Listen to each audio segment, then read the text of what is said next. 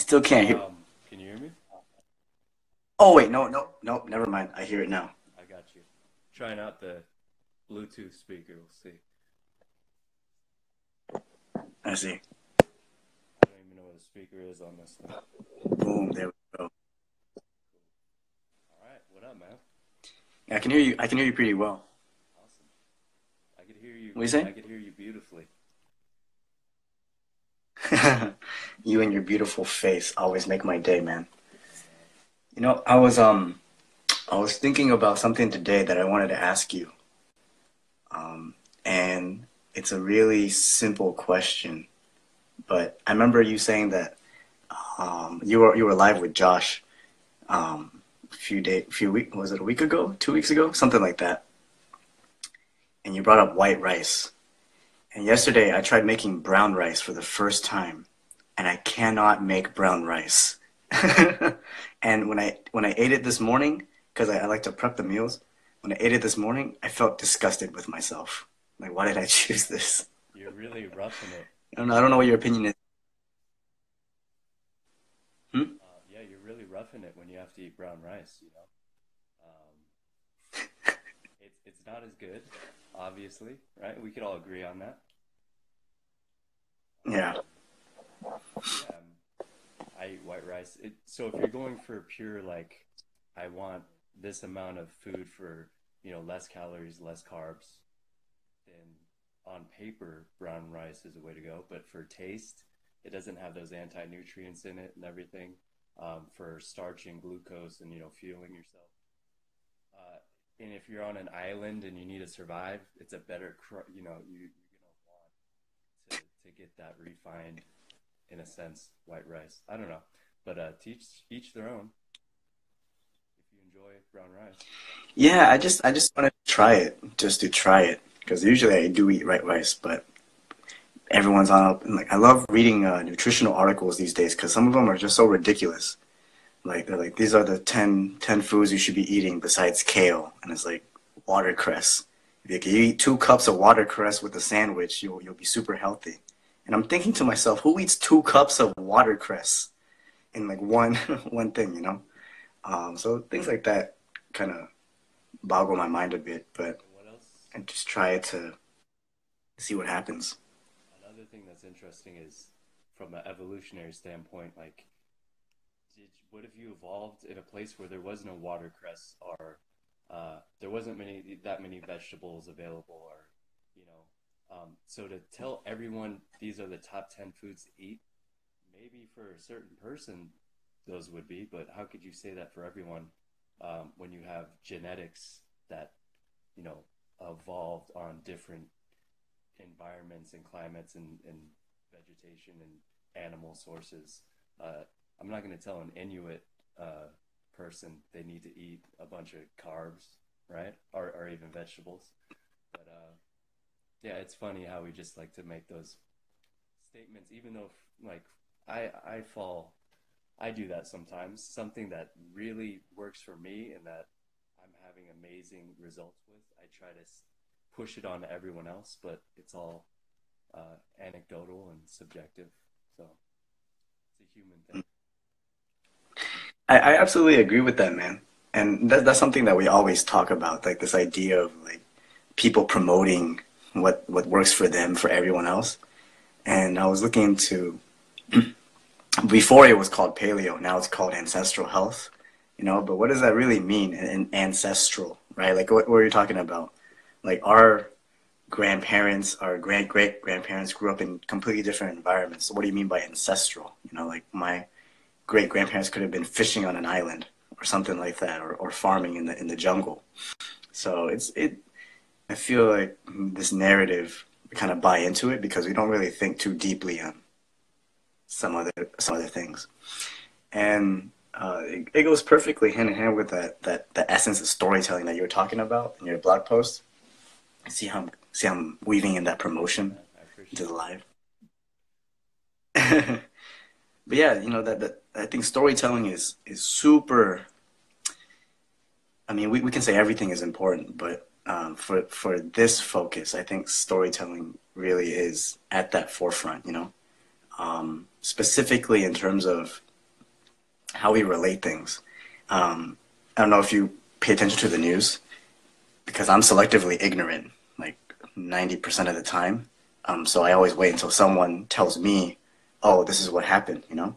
And I always think to myself, you know, this person is so good at X, Y, and Z, but how come they're absolute total shit at this activity, you know, or they don't know how to relate to other people and empathize or whatever it is, you know. That doesn't make sense to me. That kind of non-connection, that disconnect between our lives. And I hope that more people can not necessarily integrate that back together, but just examine that, you know.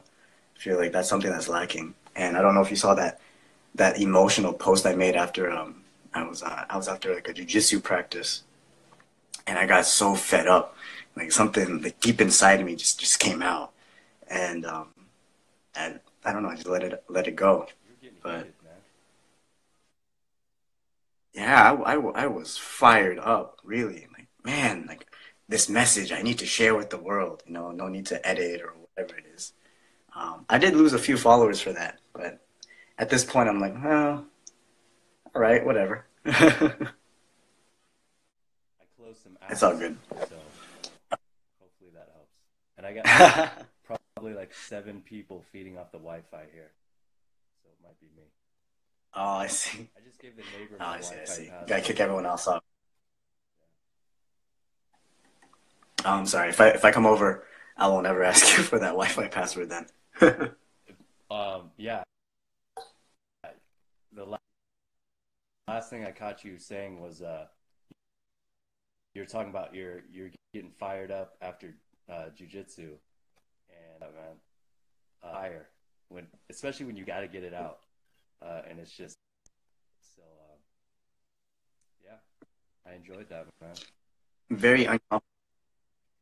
Thank you, thank you. And I wanted to get your thoughts on that kind of unfiltration, uncompromised. I don't know all these unwords. You know what I mean? That's the first word that came to my mind.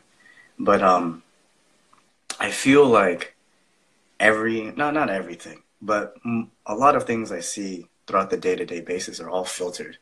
You know, coffee with cream, or the way people kind of act proper. Like I almost got in trouble when I was in university because I was listening to one of like the career coaches or something like that, and they were promoting this kind of like professional posture. Or oh, we lost the mail again. There we go. Third time's the Third time's the charm. charm. We'll get it. But yeah, I wanted to get your thoughts on that kind of unfiltered self. You know, not curated. What are your thoughts on presenting yourself that way?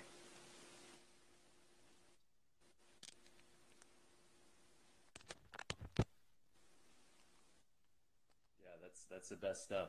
That's always the best. I mean, especially when you have something on your mind that you try to rehearse and like, practice saying, and uh, I always do horrible at that. But that in the spur of the moment, saying with expressing what's coming through, it's just man, that's the best stuff. You can't replicate. Well, some people can, and that's awesome. But yeah, I love it when you're just on fire. And it's very, very in your We face. got Oh shit. phones now in front of us, so we should always be able to capture that. Can you repeat that one more time? I think I lost you. Good enough. There we go. Okay. I think we got it back. But for anyone watching, I would just encourage you to share and expose and reveal whatever it is that you think, because I think a lot of great things can happen from that. You know, like instead of hiding yourself, like one of the things I like to think about in contemporary pop culture is cartoons, like X-Men. That's real life now. but X-Men, anime, and things like that, to see how people connect with that kind of story, right? And speaking specifically about the X-Men, um, I love Magneto, not only because he's a great villain, but because he never hides his mutant friends. You know what I mean? He never tries to filter them. They're just like there, right? Just blah. And I feel like people can really connect with that because it's like, oh yeah, this individual is inspiring us to be ourselves instead of integrate, so to speak, you know, or filter ourselves into an image that they would like us to see. That's just kind of like really one weird off connection. But I was thinking about that today before our live here, and how I think more people should do that. Not everyone will agree, I think, and not everyone will take too kindly or aware to it. But the juxtaposition of the filter over the self, I feel, kind of you don't really see that awareness, you know, and that's just me rambling at this point. No, but that's true, man. Professor X is always trying to appease the man, you know? He's always trying to be a little PC in terms of the mutants, right? You're right, dude. Magneto all the way. Magneto's my man. So can't hide who you Yeah, are. He's the that's right. revolutionary, man. Now the whole killing all humans thing, I'm not really sure, but the whole behind don't hide yourself thing, I'm all for that. And I think we can create a society where it's like that. But there are always people fighting against each other and blah blah blah blah blah.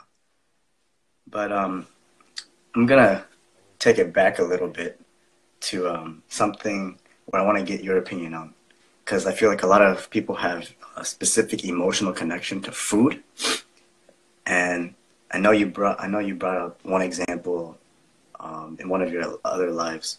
But what's one food that everyone seems to like, but you just cannot bear, like you cannot tolerate it, like you just don't like it? Do you know what I mean? I mean, I'm not a big like chocolate. I don't like chocolate. Um, I'm not a big chicken person either. To go on to give you something on both Hmm. sides. Not a big candy person. But, you know, I'll eat like carne asada fries all day. You know, give me something fatty and salty. You know what I mean? I'm all for that. But yeah, yeah, those are kind of my two. In chicken, I really don't eat a lot of chicken. I love red meat. I love fatty cuts of meat. Mm. That's just me. You know what I don't like? I don't like bell peppers. I feel like they're fake. You know, just like an honest opinion. I just feel like if you're trying to eat something spicy, like that's like spicy light. It's not a pepper, Yeah, right? it's like a spicy zero. You know what I mean? I posted up a photo of some spicy food that I ate, and and like every time I go out to eat with someone, and then like, oh, you gotta try this. It's super hot, like Tabasco sauce or whatever it is. You know, like it adds flavor, it adds seasoning, but I don't feel the heat. You know, and that's always been weird for me because then I feel like they're looking at me, and then I feel like I need to be like, oh yeah, that's hot. You know, but in reality, it's not. So there's that kind of like weird connection to that kind of filtration, right? Just like, yeah, that's not what I think, man. Like, I don't, that's not how I feel. But Yeah, you're on a different level. maybe, but there's a lot of food that I just cannot connect with really well. Like, I love carne asada fries, like what you're talking about, but like what our Western culture's emphasis on like potato, um, I don't know. Like salt and pepper, that's cool, but what else? What else? What else you got? You know, oregano, okay, but what else is there? You know? Yeah, we're like I mean, we're a hodgepodge of cultural cuisine put together, right? and we kind of have the fast version of it. Um, I mean, there's really, I don't even know how many really native American species of crops are still going around other than corn, which who knows how far off that is from natural corn. But that's like, I mean, you could say that about every food. None of it's all engineered, it's all evolved, co-evolved with the help of humans. Yeah, but our American food, yeah, you think burgers and pizza and fries. Um, I like all those too. I like food, man. I don't like. I'm not a big pizza person. Really, pizza? Um, and it's funny. Yeah, we were talking about the whole negative, um, looking at things from the negative. The reason that I don't ever eat pizza or crave pizza or like pizza was because I grew up in high school working, delivering pizza in a kitchen, making pizza, and I ate a lot of it back then. I got sick of it. It's not novel to me. When I smell it, I think of work. Um, and I tested this out with cereal. I had a real cereal was a thing I could eat a whole box of cereal easily. And so on the weekends, I was getting like a box of cereal and just downing it. And I know that it was a habit and it wasn't a healthy relationship with food that I was having there. So what I did was I ate a bowl of cereal every day and made it part of worked it into my diet. And it only took a week after eating it every day. I didn't want to eat a whole box on the weekend. Pretty soon it was like I was forcing myself like I have to have my bowl of cereal today. And ever since then it's like it wasn't a problem. So I think a lot of things you're fighting against, if you just go into it, like the whole mental jujitsu thing, and don't fight with it and get a relationship with it, then you have control over it, and it's not it's not hurt, or it doesn't have control over you anymore. So I'm trying to think of a lot of things like that. I could take that perspective in my life instead of going the route of this is bad, this is good, and just making it black and white. Only a Sith deals in absolutes. But yeah, I think you're totally spot on with that, man. Like I feel like the resistance, like in my mind, I sincerely believe, and maybe I'm too optimistic, but I sincerely believe everyone already has the answer. Like I think they already know, but I feel like everyone else is just inventing problems to solve instead of tackling it on directly, you know? Like we think of like I want to be happier. It's like, oh, well, I got to do this, X, Y, and Z, blah, blah, blah, blah, blah. But you never really address what's making you unhappy first. Get rid of that or dive into that. I don't know. But it seems that one of my relatives, I remember when I was wee young, like super, maybe like 7 or 8 years old. They were drunk one day. It was a family party, and they said to me in Vietnamese, "Hey, never half-ass something, always whole-ass it." And I never understood what that meant until I was like maybe 14 at that time. And then it hit me like that's totally right. Like I shouldn't just piece myself apart in so many different areas or try to invent things to invent reasons, versus actually engaging with it directly, whatever that it was. I think a lot of people give themselves that kind of rationale, but I don't know. Maybe I'm just in a phase where I see that being unreasonable is better, not good or bad, but just more effective or efficient or whatever it is. I don't know. Yeah, that's a great statement on different levels. I mean, I'm thinking of meanings for don't you only have one ass, so you can't ride two donkeys going separate Mm. ways. It's just I at the point in my life. So I'm a person. I always have to. I like to say I'm busy. I like to keep myself busy, a full schedule. And I realized that I was staying busy in doing, filling everything up in my day, but I wasn't really that productive when you look at the end result. Mm. So what I'm doing now is cutting out all these things I think I should be doing to fill the gaps, and just trying to stack my life um, with what I'm passionate about doing, with what I love doing, and like this, dude. Like, you're a person who I would love to talk to anyway, just because you got a beautiful mind, dude, and I love hearing your thoughts and perspective. So, like, even like this, is this work? Is this are we creating content? Mm. Are we just having a conversation? I feel like this is, are we helping people? Are we answering questions? I feel like we're just stacking something that we already want to Mm. do, uh, and making, like, this is a great use of my time. Like, I love this. So I'm trying to think of get more efficient in that way. Mm. Um, kind of I love that. That's beautiful. Not only because you gave me such beautiful compliments that I can now use for marketing materials, but also because of how there's a piece in there that made me think of something where our time is limited, blah blah blah blah blah. But I really feel like something as simple as this, it doesn't feel like work. It feels like an indulgence. Like I'm indulging myself in this conversation right now. And that's such a beautiful metaphor for, I think, the way we could conceivably perceive of life.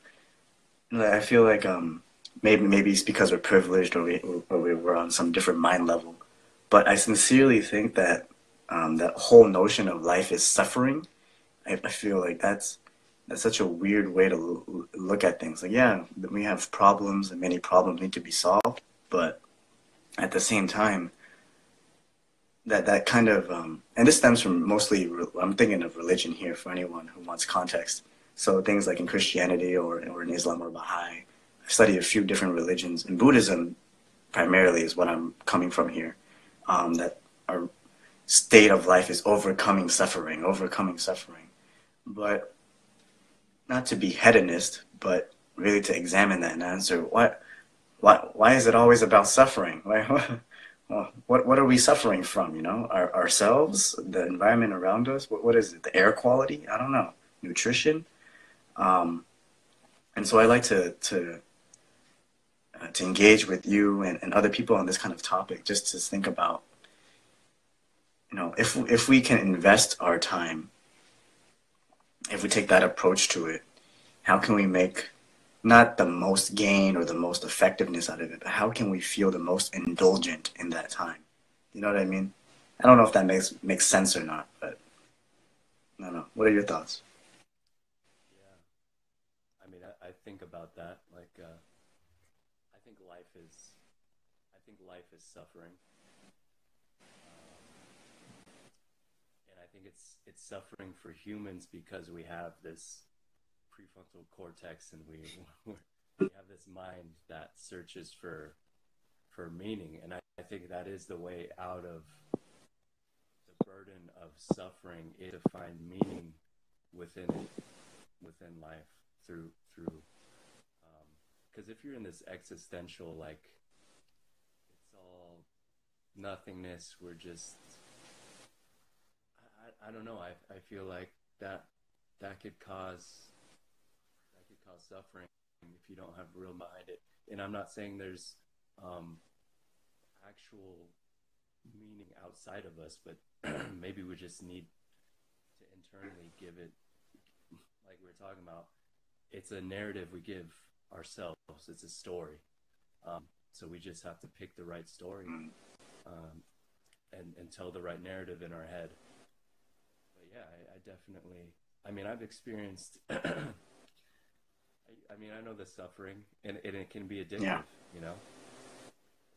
You like, if, I mean, even I'm thinking that the story I tell myself, I don't want it to be a everything's great today story.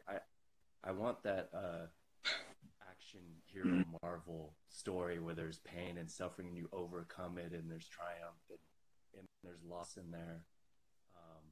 There's bittersweetness, you know. I love that because I think Yeah, we're weird. Yeah, yeah, we're animals. We live, you know. Like one of the things, and this is just poking fun back at ancestral health people, but it's like you don't think people back then also had health problems? You know what I mean? Like, okay, right? Like, you know what I mean? There's a reason why we have healthcare now, and arguably worse, but I let that be. But I feel like that you're exactly spot on. Like there's it's not just suffering, and it's not just this holy land of Eden and Shangri-La and Nirvana and things like that. But it's everything combined. Like it's so cliche to say that we are one with the universe or we are one with the earth, but there's so many metaphors that we can learn from nature in that way. You know, a great parable I think that you might like is the two people died and they're at Heaven's Gate, and the gatekeeper asks, "How did you get here?" And person A says, "I went straight.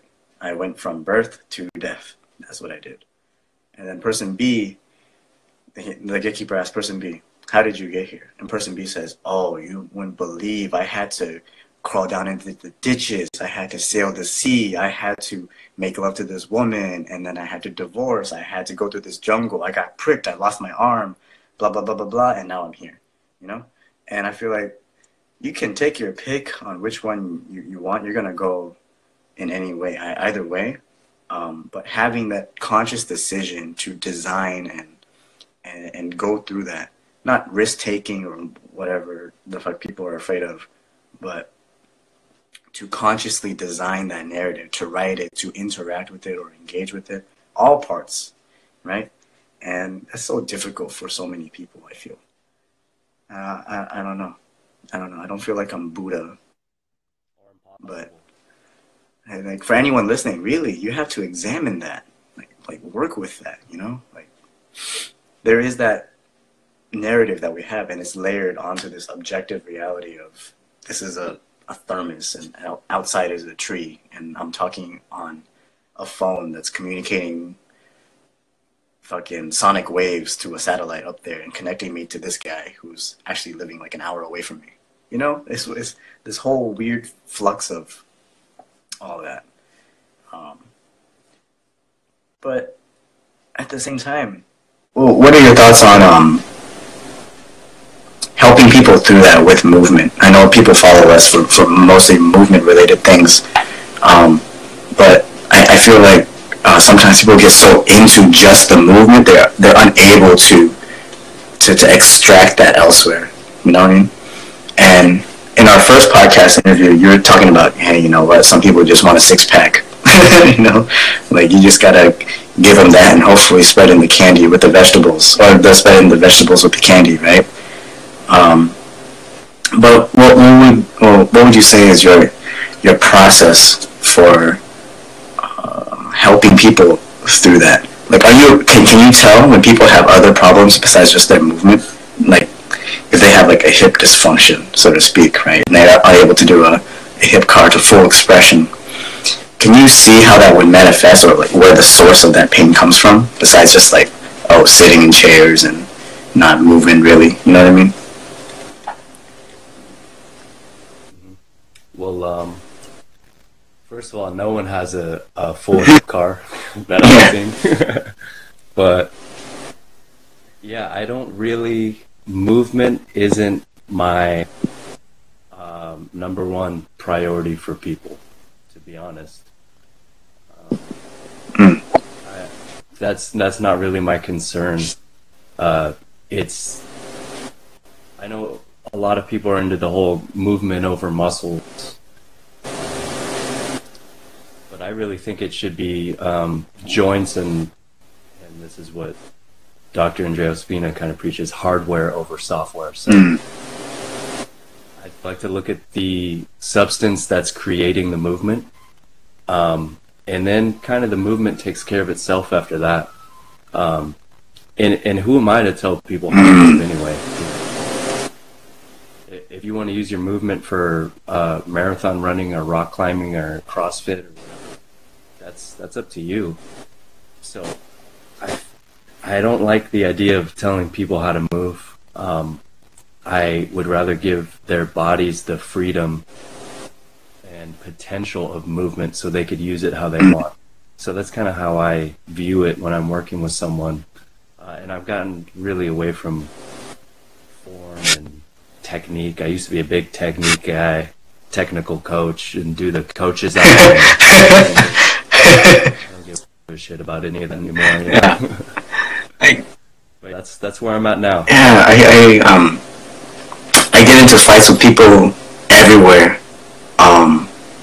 And maybe it's dogmatic, I don't know, but I get into fights with people all the time over stuff like this because of how freeing it is to remove yourself from that, right? But yeah, just the other day, I was hosting I teach students at my alma mater, just different ways to move the FRC, kin stretch, and all that. And this guy came up to me and was like, "What are you doing? You know, like you know what you should make him do? You should make him do some squats. You know, just pure front, back, high bar, low bar. Just make him do some squats. That's what they need." I'm like, "What? Who the fuck is this guy? You know, who are you?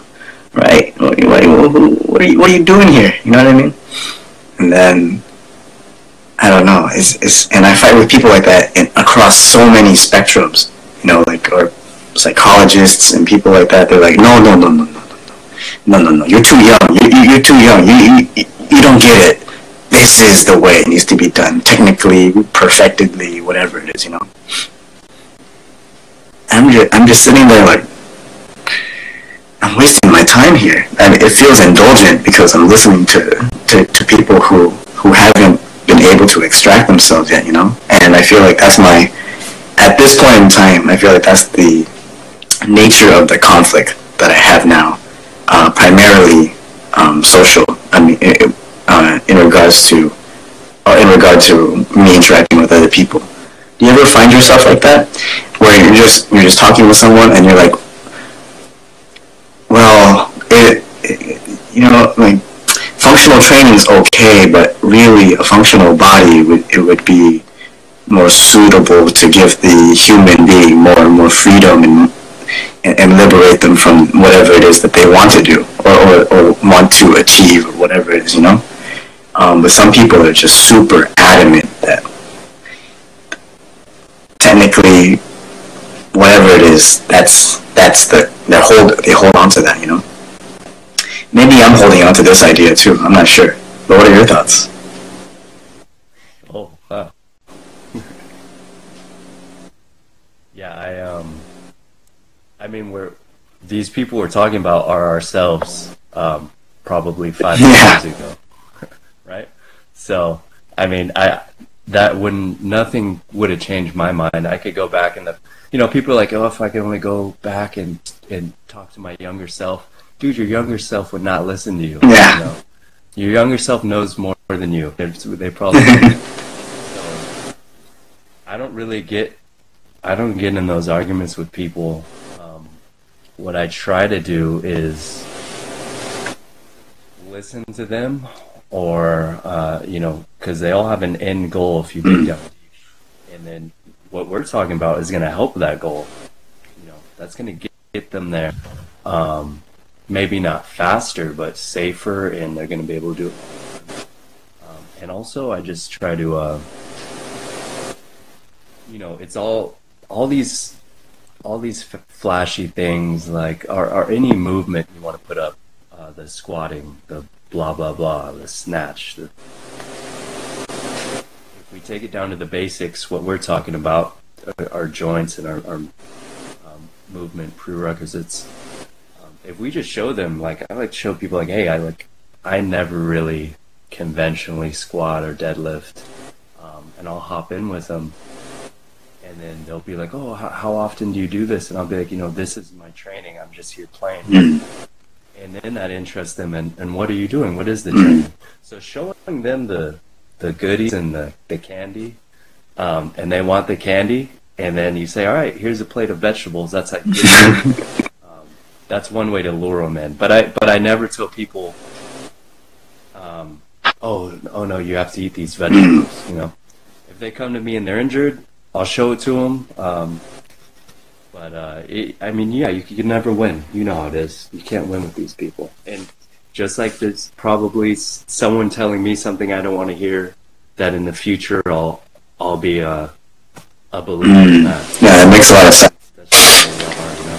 But man, you're absolutely right, and I think it's good to pinpoint that at me because that's something that I struggle with. You know, there's this innate, I don't know if it's a desire or a need or genetic inclination, but there's something inside of me that just loves that thrives in that kind of conflict. You know what I mean? Like I feel so comfortable in it, and not from an ego perspective or anything like that, but just like this is the state of the world, and through that we can find some kind of weird balance. I'm not really sure, or some state of balancing. But man, you're absolutely right. I think that example, and living by that example, like, hey, you want to do this? Like, this is how I do it, you know. But it may not. It may work for you. It may not. Let's figure that out. But let me contradict myself. I did put out go on a story about hinging. I remember that. I remember that one. And I love people who. I love the warriors who are you know, fighting the fight and promoting cause and calling people like I love watching that personally. I try not to be that guy, but I love that, you know, and I've learned a lot from finding people like that who are fired up and like calling people out and like, oh, let me check that out, and then, you know, I did something. So I think there's a need for that. So yeah, maybe it depends. Shitty answer. Yeah, you're absolutely right. It is a shitty answer, but that's the best answer I think that all of us can really give to that kind of question, right? But kind of divert the conversation a little bit. You know, what is something that I'll say kind of as a limitation outside of movement? What's your curiosity right now? Like, what are some things that make you think like, you know what, that's a good problem to solve, or you know that I'm not sure how I feel about that, you know?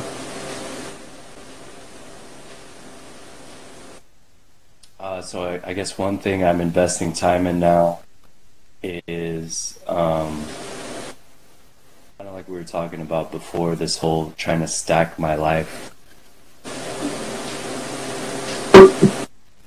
And I'm doing this email newsletter thing now for I want to do for my business, and I have someone helping me with that, like from a marketing standpoint. So then I'm doing a lot less exercise content, and trying to grab as much inspiration and material from the world around me, and tie that into movement in it, because it's all movement, it's all related. So explanation for what I'm really into right now in the blogs and the newsletter, and just like non-movement movement. The sun on your face is beautiful right now. I just have to say that, man. The sun on your face, the way, like the shadows, like I could be painting a Picasso right now. Oh man, I gotta.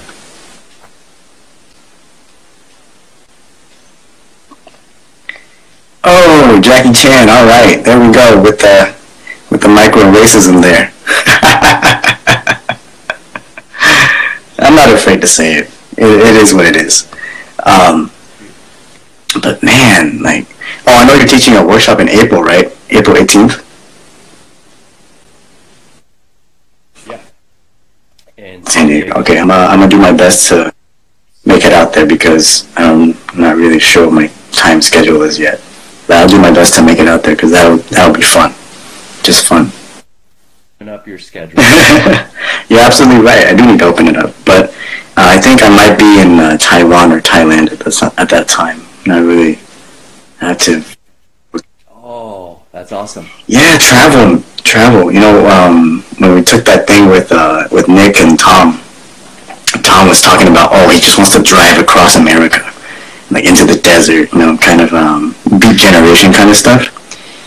And I was thinking to myself, that's not really for me, but I love flying, like to different destinations. Like I like something that's curious to me right now. I think maybe it's that kind of inner rebellion. But my parents always like, wherever you go, don't go to like the United Emirates or Jordan or Egypt or Israel or any of those countries. And part of me just like, what if I win? Like what if I just win? What would happen? What would I experience? Would I die? Maybe not. Maybe so. I don't know.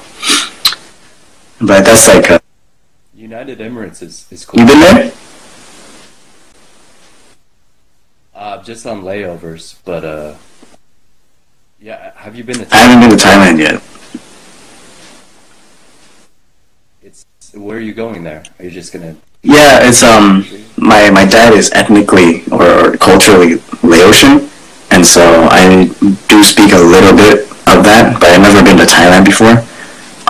So I think it's going to be some cross trip between like Bangkok, and then Vientiane and Laos to Phuket, and then Phuket back to wherever it is that I'm going.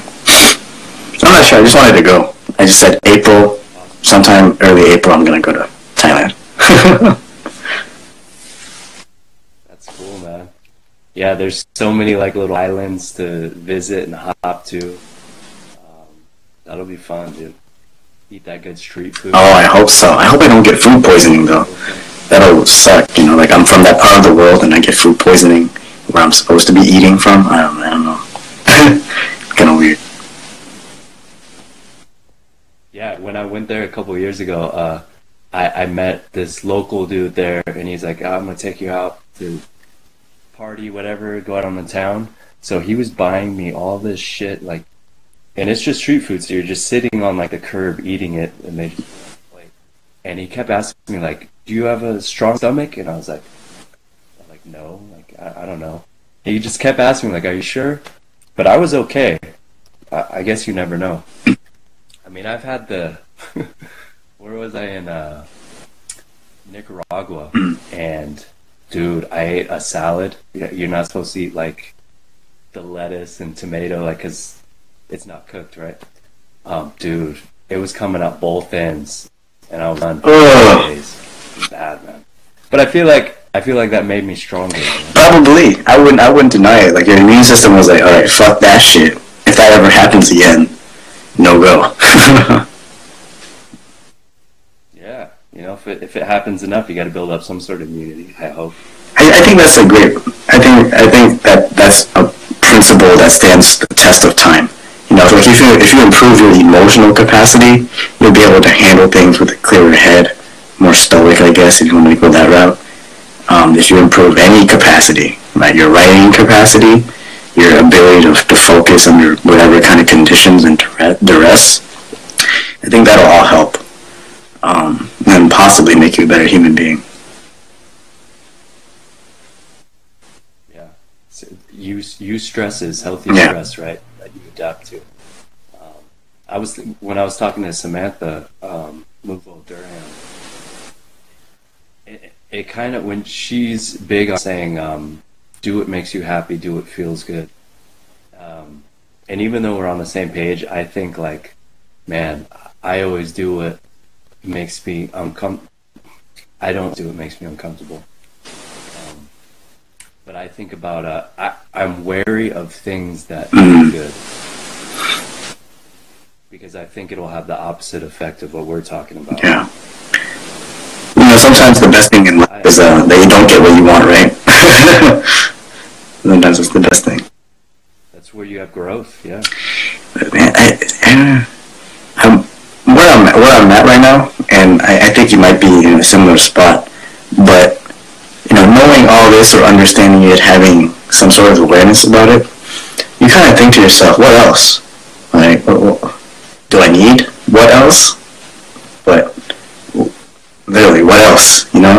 Like, I don't want to say like we have all the answers, because we don't. But it seems that at a certain point, you kind of think to yourself, I am comfortable being uncomfortable. Maybe not all the time, but I strive to practice that way. Um, but at this point, well, where else can I go? You know, do I need to not like a midlife crisis kind of thing, but really, like, what am I missing here? You know, I don't know. You don't know what you don't know, but sometimes it feels like through that repetition, we kind of ingrain it into ourselves. Like, okay, we got it. Now let's move on to the next thing, whatever that next thing is. I feel like I'm in a midlife crisis every year of my life. It's like a new one. And it happens. Sorry, I don't mean to laugh at your pain and struggle, but it's just funny. But it's true. Like now it's like every 6 months, half a year. It's pretty soon it'll be every quarter. I'm having like, but, yeah. I feel like now I'm starting to look for not like what else is there, but like what's already here that I haven't noticed. You know what I mean? Like, what kind of what you're saying? What am I missing that's right in front of me? Not something I could add, but something I could utilize that I'm kind of wasting. Or Very true. Very true. yeah, so that's where I'm at. Very true. Is there any place that you want to travel to this year? Who knows, man? Just to, I don't know, connect that to that. I want to go to, like, my two ideal trips this year would be Hawaii to Japan, and make a little combo out of it. Wow. That would be beautiful. I mean, Hawaii is one of my favorite places. I mean, You can't get over how beautiful that place is, you know? They have their own little, you know, island turmoil going on too, but there's a reason why that's happening, you know? yeah, and the cultures, I love the culture, especially on like Kauai. Just it's something amazing, and the pictures don't do it justice. You have to feel it, and talk to people there. It's amazing. Yeah, I would love to live there. Make it happen, dude. Make it happen. I know. I hear that. And there's people who do make it happen. There's people who buy one-way tickets, and they just show up and they make it happen. And that's a lot of people down there I've talked to. But I'm just too much of a But you have to get that inner bitch training. You gotta get that inner bitch training to just wipe that out. Wipe it clean. For real. But I relate to you. Yeah, I tell myself if I were younger. I relate to you really hard on that because the reason why I'm traveling is because I want to make it work. You know, I want to have like multiple houses in different continents, like James Bond. You know, I want to have those places that I can just go to. You know, it hasn't happened yet, but we'll work for it.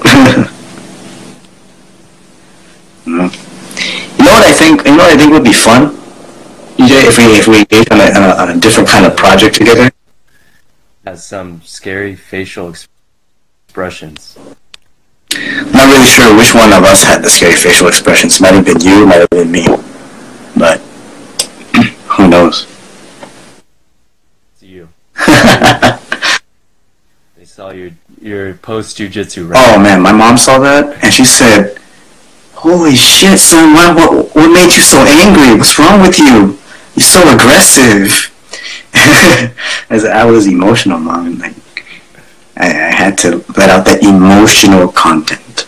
You know, I had to let that all out. You know, what'd be fun is for all your followers and anyone who follows anyone really. It'd be kind of cool to have like a video project where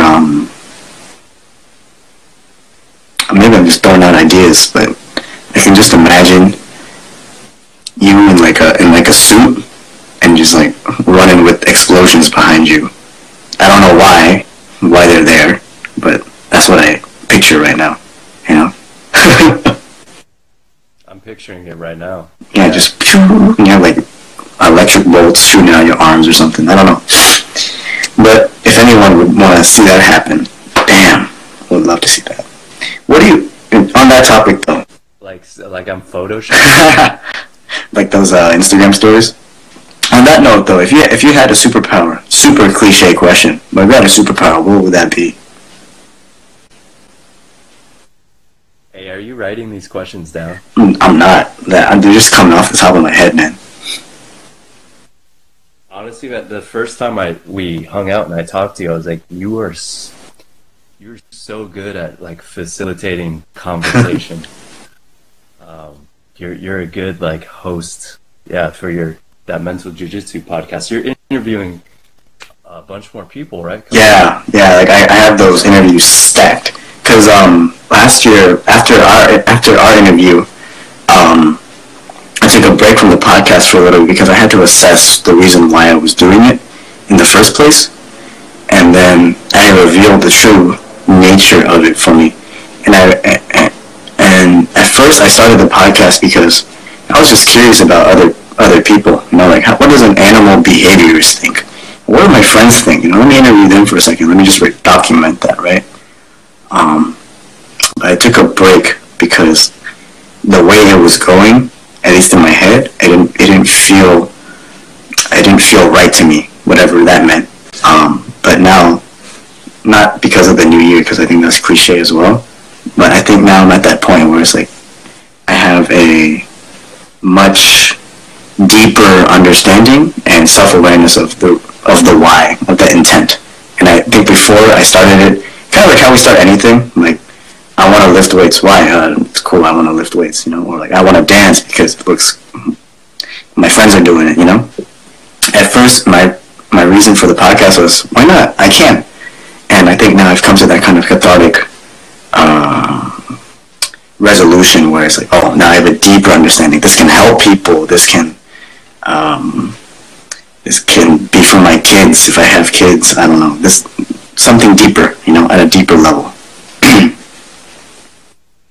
And you're good at it, so that helps too. Communication and language is movement of the mind. Yeah, if I wanted to go like that route.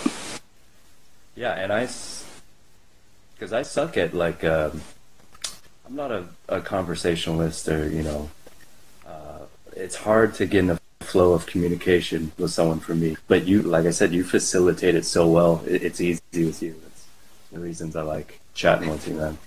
But getting back to your question about superpowers. If I had to pick like a superhero, it would be a Jedi for sure, hands down. Oh man, dude, the mind control alone, the Force, that's cooler than anything else, man. So yeah, for sure. And yeah, dude, being a Jedi Knight.